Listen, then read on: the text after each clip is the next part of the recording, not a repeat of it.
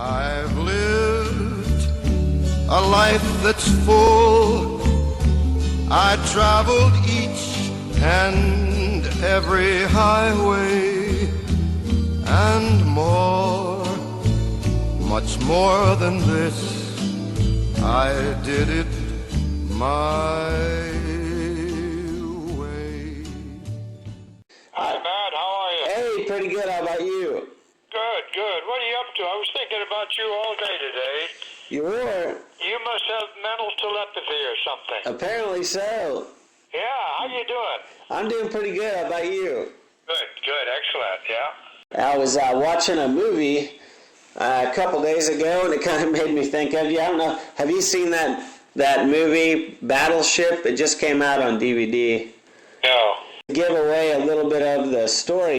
Because so many of their ships have been attacked, you know, they end up kind of bringing back the USS Missouri, but none of these young guys know how to operate the thing, so they have all these veterans come back and man the ship that were on. It's kind of neat because, you know, it has a lot of the old World War II guys that come back and they kind of show them how it's done on there, I guess. Yeah, we have the Wisconsin down here in Norfolk.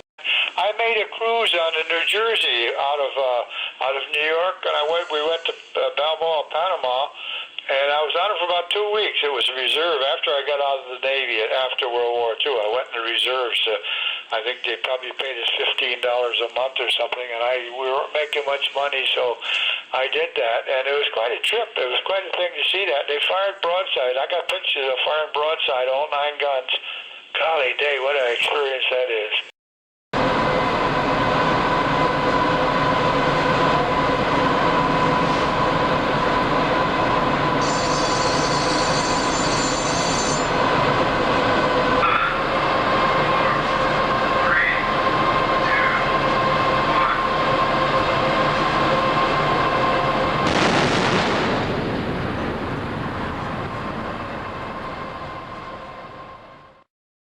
Yeah, I was on there for about 2 weeks. I did not know that. Yeah, I was in New Jersey. She's up in New Jersey, I guess, is where she's tied up now, up near the Statue of Liberty. I was on her probably in 1948 or something like that. No, before that, 46 or 47, when she, it was right after World War II. There was no money, and I think, I don't know what we got. They paid us about $15 a month or something for reserve, so I took it because I didn't have any money. I wasn't making any money in those days. Sure. That was tough. They were tough times then. And then I came back in October, November of 47, so it had to be just probably that year. Yeah, it had to be that year. Yeah. It's quite a ship, but they fired the broadsides, all 9 guns, broadside. Boy, oh boy, what an experience that was. Wow. I bet it was. Yeah. I got a bunch of pictures of it, yeah. Wow, that's neat. What did you do on that ship? Oh, that was just a reserve cruise. We didn't do anything. Oh, okay. It was nothing. It was only like 2 weeks, and we didn't really do anything, you know. You were just along for the ride, huh? Yeah, we just went along and putting in our time. And I mean, the regular Navy guys that ran the ship, they ran the ship, and we were just kind of goofing off or moving around, you know. Okay, I got you. I mean, we didn't have any permanent jobs, so during that 2 weeks they wouldn't do that. But it was quite an experience. And she's still up there, up in New York, somewhere up near the Statue. I guess in New Jersey. She is probably tied up in New Jersey, I think, right somewhere near where the Statue of Liberty is. Right. Yeah. Yeah. So I've been on the Missouri. They're in Hawaii. I haven't been on a ride like you have on one, but I've just been aboard the Missouri, you know, and what was neat, you know, that was actually after my injury, Tom, so they've got that sucker, you know, wheelchair accessible where I could get on. I couldn't go everywhere on the ship, of course, but they had it where they kind of got me up on it with like a forklift type thing, and then That's super. Yeah, it was pretty neat. I wasn't sure I'd be able to do that, but yeah, I was pretty impressed.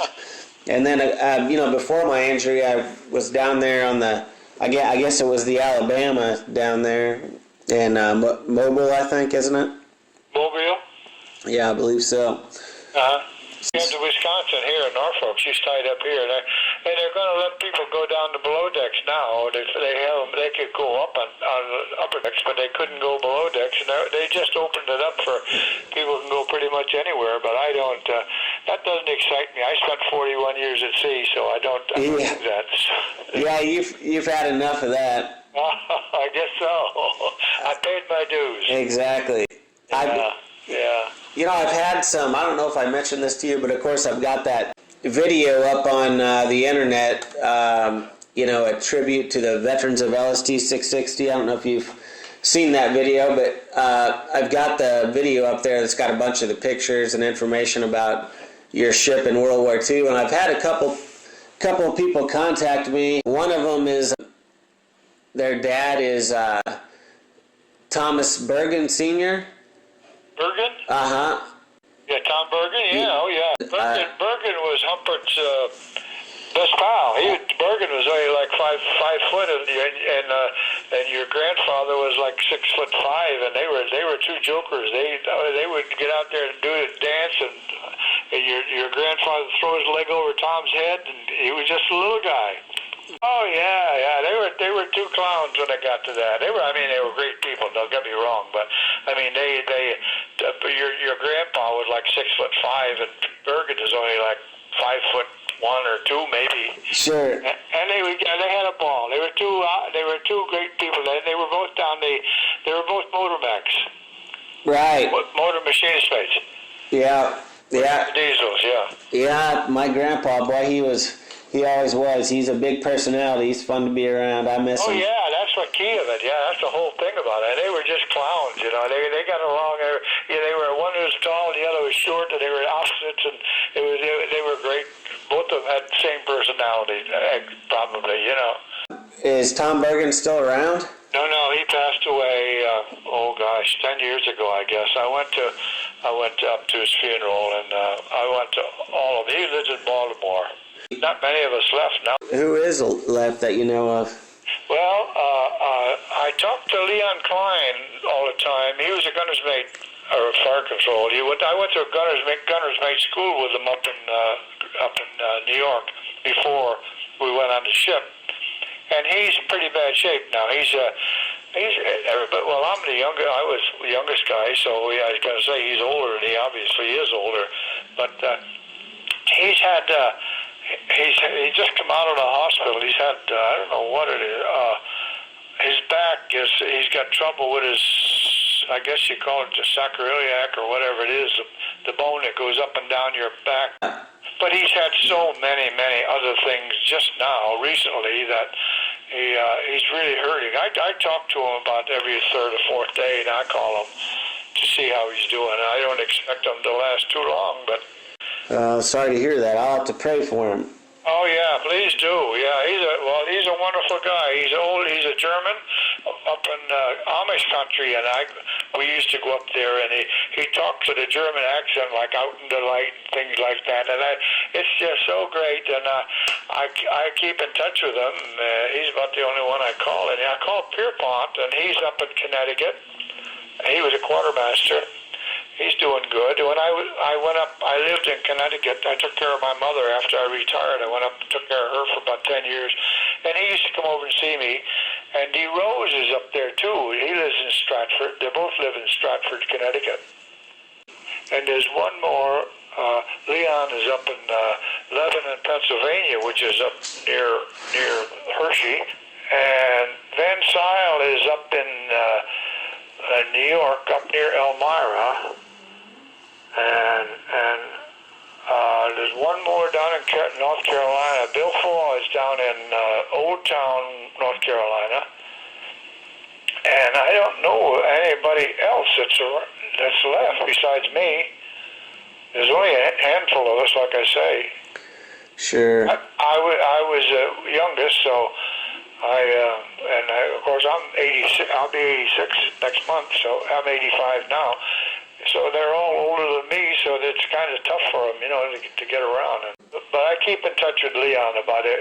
Every week I call him just to see how he's doing, because he's such a pure, great person. He's just a wonderful, wonderful man.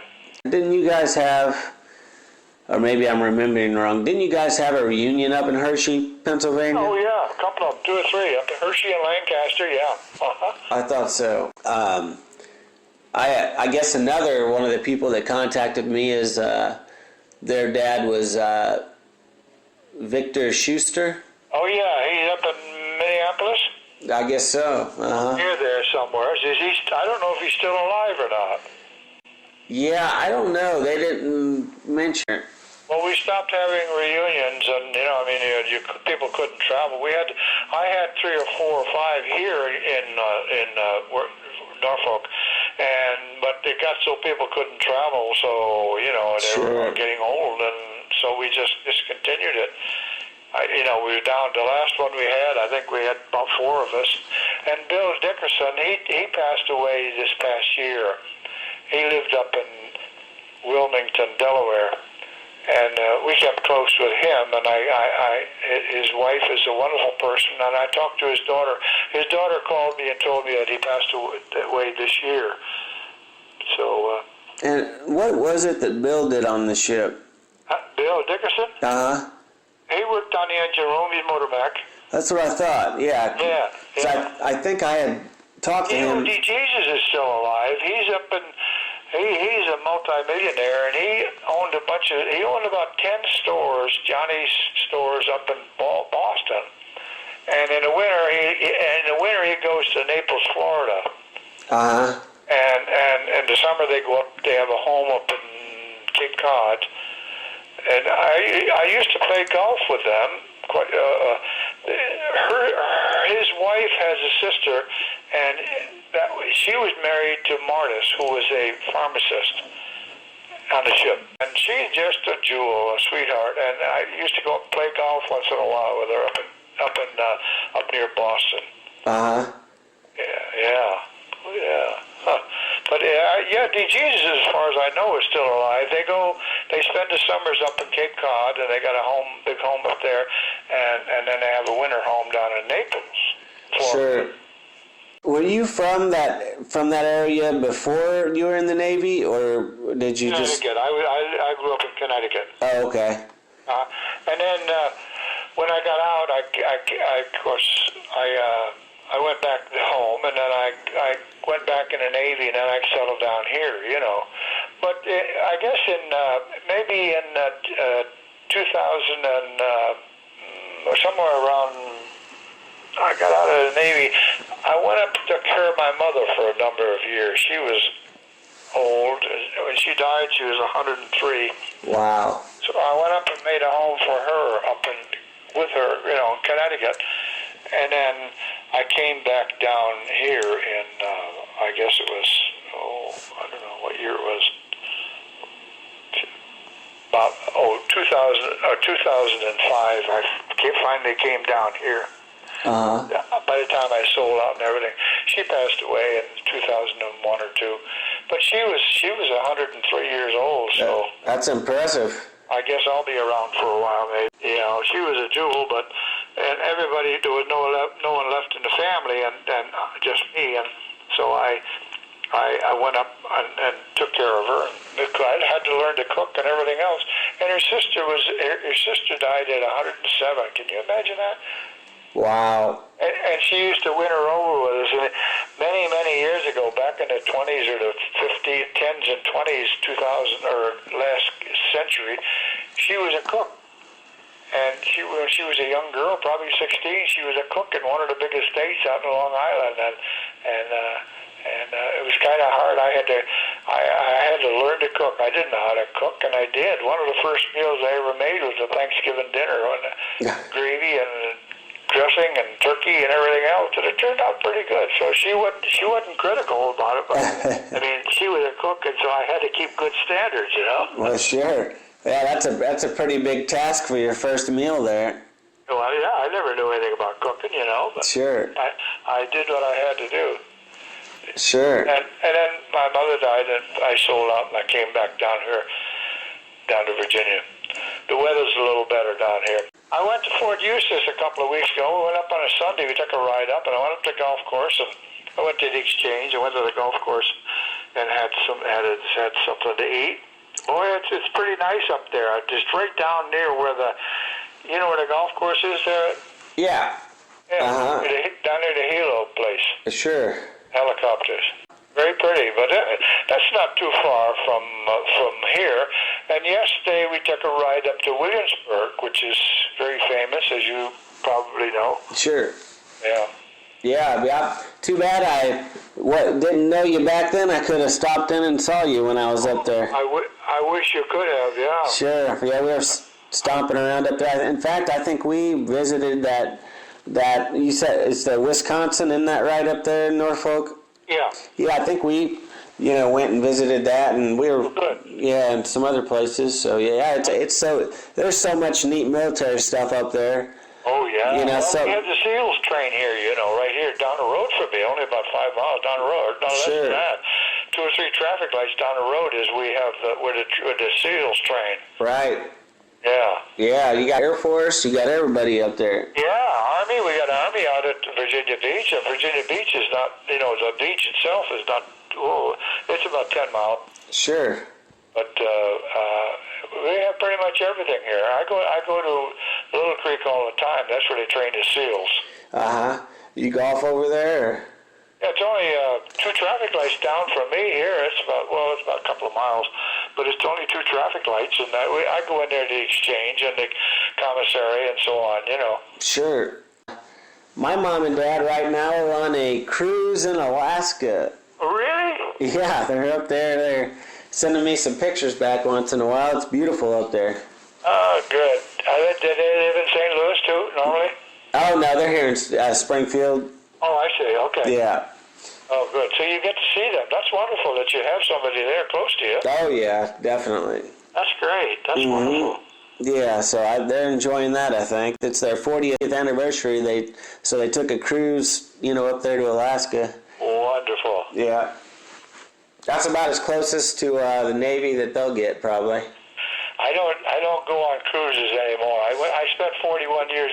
After I retired, after the war, I went back in. I was on a destroyer.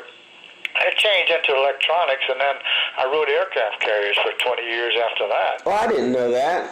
As a civilian, oh yeah, I rode carriers as a civilian. When the America went in commission, I rode her for 2 years. We made back-to-back 9-month cruises on that one, and after I left the America, I was permanent on the America for 2 years, and after that, I bounced from ship to ship to ship. I would go to Rome once a month, and they'd fly me out to the ship, and I'd fix them, and they'd fly me back, and I did that. And once a month, I was off somewheres, and so I spent a hell of a lot of time at sea as a civilian. Yeah, but I spent my time away. Every month I would go to Haifa or Athens or Rome or Milan or somewheres and they'd fly me out to the ship, and then when I got done, they'd shoot me off, and I would go back and find my way back to Norfolk and go to the next one, Well, I worked for Bell Aerospace for 12 years. As a civilian, and then I retired. I retired from them, and then I went civil service for another 12. So I did over 41 years at sea, or 43 years, something like that. I had a system that it worked. We used to go into the autopilot. We had radar and everything else, and we high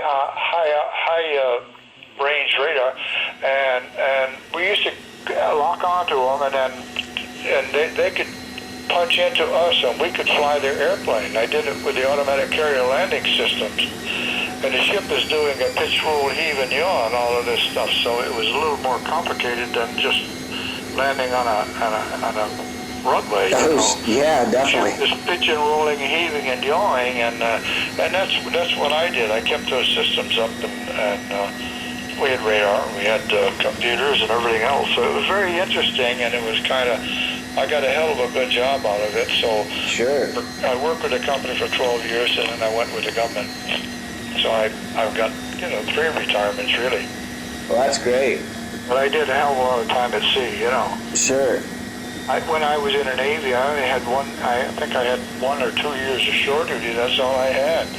But I got quite a bit of schools out of it. But when I was a kid, I only went to the 9th grade in school, so It was difficult for me, but to learn, in those days. But I did pretty well with them, and they hired me as an engineer with a ninth grade education, basically. I mean, I had military time. Sure. So I was very fortunate.